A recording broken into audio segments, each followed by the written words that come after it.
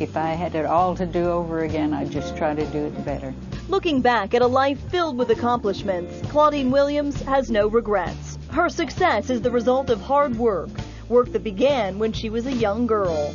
My mother, in the early years, worked as a waitress, and I would go down and help her, like fill the water glasses and things like that. She was only 11 or 12 at the time. Our nation was in a depression, but Claudine learned early the rewards of a good work ethic. It's very hard for you to imagine that a person making $5 a week, it was a big salary. It was a good salary.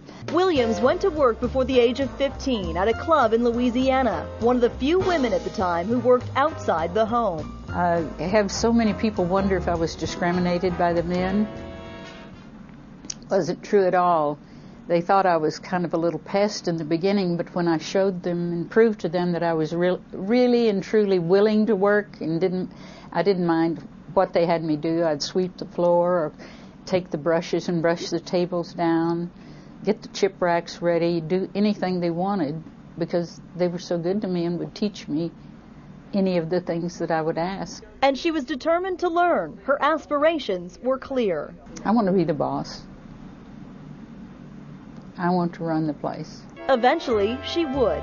She met her husband, Shelby, in Houston. We both worked at the same club. He worked in the sports book, and I worked in the casino. Eventually, they married. Shelby was 11 years older than Claudine. Till the day he died, he'd introduced me as his child bride, and here I was, an old woman. The two forged a wonderful life together with their son, Michael. Their marriage was also a productive partnership in the gaming industry. They were invited to visit Las Vegas by their good friend Jake Friedman from Houston, who built the Sands. He asked them to be a part of the Sands, so they came out for a visit. I said, Shelby, I'm going home. I'll either divorce you or shoot you. I don't know which one, but I'm going home. I'm not going to move out here.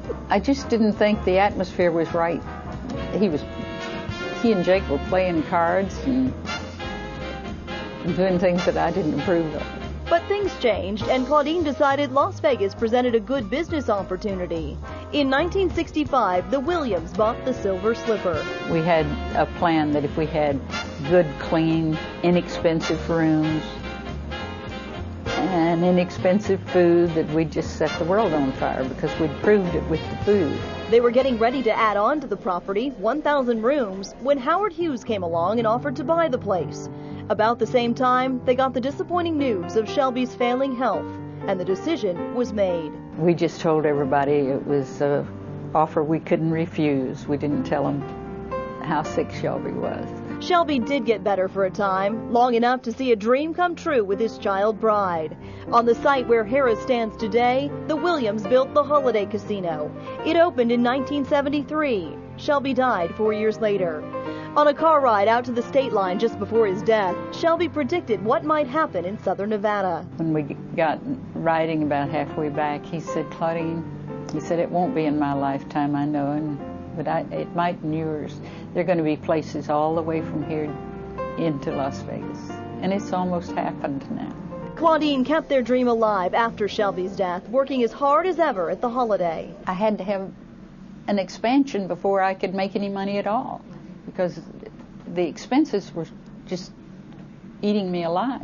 The place was busy and continues to be today. It's Harrah's now after Claudine sold her interest in the property. I agreed in the sale to stay president and general manager for the first year and then stay the second year to help some of the new help that they were sending in. When that 2 years was up, she told the head of the company she wasn't sure what she wanted to do. So the next time he come back, he said, I'm not going to ask you anymore. Just stay long as you want to. So I'm still here. That was 1985, and the chairman of the board couldn't be happier. It's just fun.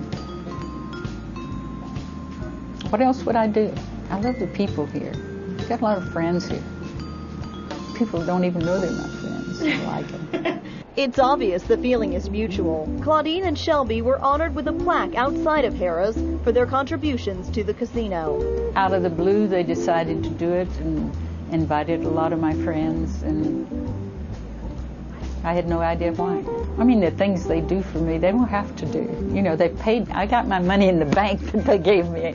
They don't have to do anything else for me. It's hard, though, not to honor her commitment to the Las Vegas community. Case in point. My spare time is really seeing what I can do to make a difference in this state. UNLV students have a nice place to live because of Williams. One of the big thrills of my life was building that dormitory. Her contributions to the students' futures don't end there. I love scholarships. I feel so good when I can help somebody with a scholarship to get through school. Claudine developed the Shelby Williams Endowment Fund for scholarships to the William F. Harris School of Hotel Administration. She appreciates the value of an education. I realized, not having education, how much harder I had to work. Without education, it's twice as hard. I mean, you've got to learn as you go. And that's what she did, making history as the first woman in the Gaming Hall of Fame and paving the way for other women in the casino industry. I think one thing I have done is opened up a lot of doors for some women that are hardworking and knowledgeable and probably a hell of a lot smarter than I am. By me doing what I've done, it's given them permission to come into this business and show how they can work equal with anyone.